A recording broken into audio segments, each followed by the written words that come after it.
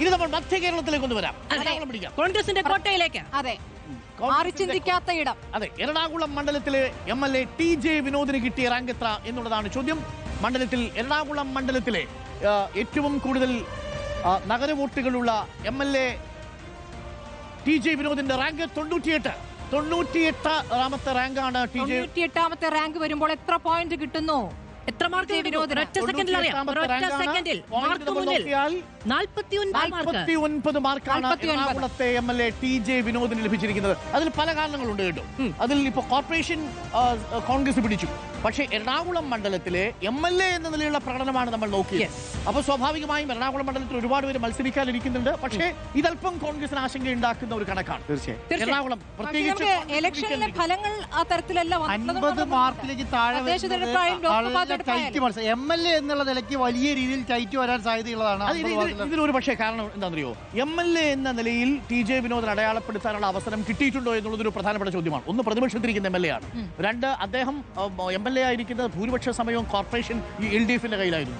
അതിന് ഇവിടുത്തെ എല്ലാ വികസന പ്രവർത്തനങ്ങളും ആ അർത്ഥത്തിൽ LDF ക്ലെയിം ചെയ്തിട്ടുണ്ട് എന്നുള്ളതാണ്, കോർപ്പറേഷൻ ക്ലെയിം ചെയ്തിട്ടുണ്ട്. അപ്പോൾ MLA എന്ന നിലയിൽ അദ്ദേഹത്തിന് ഇടപെട്ട് ഏതെങ്കിലും വിഷയങ്ങളിൽ തന്റേതായ മുദ്ര പതിപ്പിക്കാൻ പറ്റിയിട്ടുണ്ടോ എന്നുള്ളതൊരു പ്രധാനപ്പെട്ട ചോദ്യമാണ്. മാത്രമല്ല, ഈ ഭരണവിരുദ്ധ വികാരം കുറച്ചുകൊണ്ടാണ് കഴിഞ്ഞ തദ്ദേശ തെരഞ്ഞെടുപ്പിൽ LDF അവിടെ തദ്ദേശ തെരഞ്ഞെടുപ്പിൽ നേരിട്ടത്. ഫലം തിരിച്ചായിരുന്നുവെങ്കിലും വലിയ തോതിലുള്ള ബുദ്ധിമുട്ടുകൾ കോർപ്പറേഷന്റെ ഭാഗത്തുനിന്ന് ഉണ്ടായിട്ടില്ലായിരുന്നു അവിടുത്തെ ജനങ്ങൾക്ക്.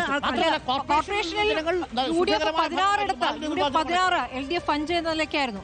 UDFന്റെ എന്താണ് ആധിപത്യം തന്നെയായിരുന്നു. ഏക പഞ്ചായത്ത് ചേരാൻ എല്ലാവരും UDF നേടിയിട്ടുണ്ട്. ആ നിരത്തിൽ തെരഞ്ഞെടുപ്പ് ഫലം നോക്കുമ്പോൾ ആ രൂപത്തിലാണ്.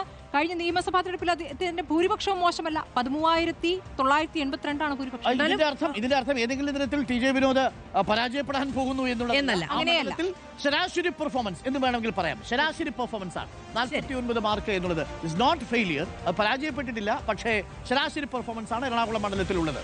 അപ്പോൾ പ്രിയപ്പെട്ട പ്രേക്ഷകർ, എന്ന് വെച്ചാൽ കേരളത്തിലെ MLA-മാരൊക്കെ മികച്ച പ്രകടനമാണ് UDF-ലാണെങ്കിലും LDF-ലാണെങ്കിലും കാഴ്ചവെച്ചിരിക്കുന്നത് എന്നുള്ളതാണ് കേട്ടോ.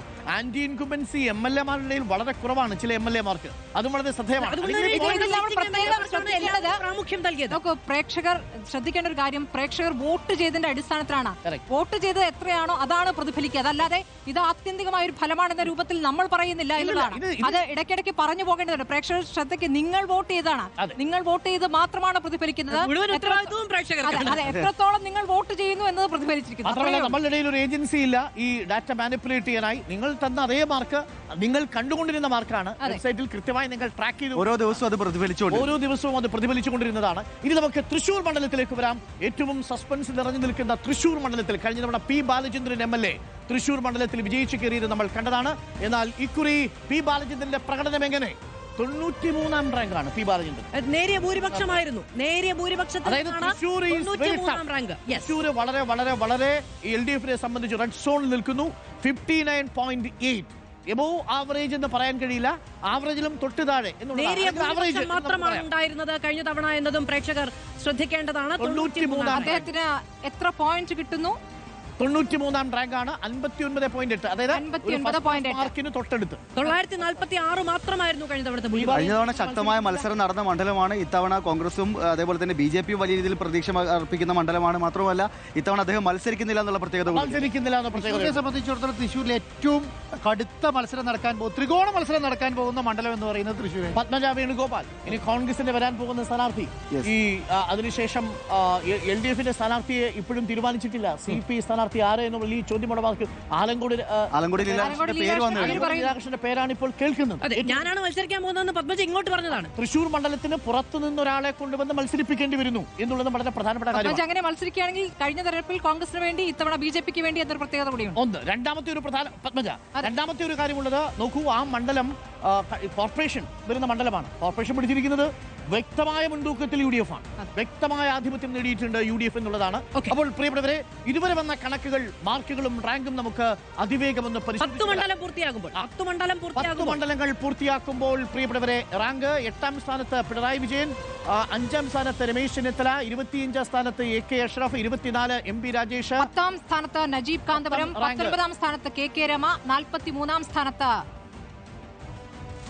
Stephen, CR Mahesh 14, TJ Vinod 98, P. ബാലചന്ദ്രന്റെ റാങ്ക് 93. രമേശ് ചെന്നിത്തലയാണ് ഇതുവരെ വന്നതിൽ ഏറ്റവും മുന്നിലുള്ളത്. 5ാം സ്ഥാനത്ത് ആദ്യ 5-ൽ വന്ന പേര് രമേശ് ചെന്നിത്തല. ടി ജെ വിനോദാണ് 98ാം സ്ഥാനം, ഏറ്റവും പുറകിലുള്ളത് നിലവിൽ വന്ന പട്ടികയിൽ. അത് ഏറ്റവും മുന്നിലുള്ളതും ഏറ്റവും പിന്നിലുള്ളതും UDF MLA. ആദ്യത്തെ 10 അങ്ങനെ ഒരു കൗതുകം കൂടി. ആദ്യത്തെ 10 ഏറ്റവും മുന്നിലുള്ളതും ഏറ്റവും പിന്നിലുള്ളതും. ഫൈനൽ ലിസ്റ്റ് വരുമ്പോൾ അത് വലിയ കൗതുകമായിരിക്കും അല്ലേ? ആദ്യത്തെ 10ൽ ആരൊക്കെ എന്നത്. ഇത് 10 MLA-മാരുടെ മാത്രം കണക്കുകളാണ് എന്നുള്ളതാണ്. MLA എന്നുള്ള നിലയ്ക്ക് മാത്രമാണ്. അത് MLA നിലയ്ക്ക് മാത്രമാണ്, മന്ത്രി എന്ന നിലയ്ക്കോ മറ്റേതെങ്കിലും ചുമതലകളിലോ അല്ല. അതിനൊക്കെ കാറ്റഗറി നമുക്ക് വരും. Yes.